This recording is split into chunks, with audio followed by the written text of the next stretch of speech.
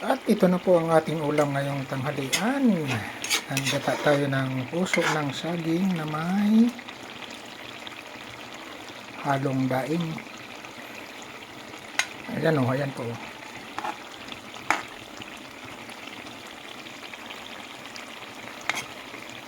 Yung daing niyan imported from Florida, USA. Isinama dun sa package. Maganda siya, quality ang pagkakadaing niya. Binabad sa suka at maraming paminta. Tapos nilagyan ng asin. Pagkababad sa suka, binilad niya. Kaya quality ang lasa. Tapos naka vacuum sealed yung mga lalagyan niya.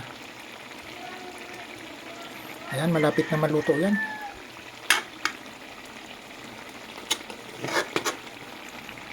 Mga ilang minuto na lang. Pwede nang lantakan yan. Bali yan po ang ating ipapartner dun sa gulay natin, puso ng saging. Ayan. Ayan.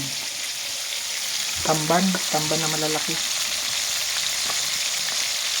Ayan.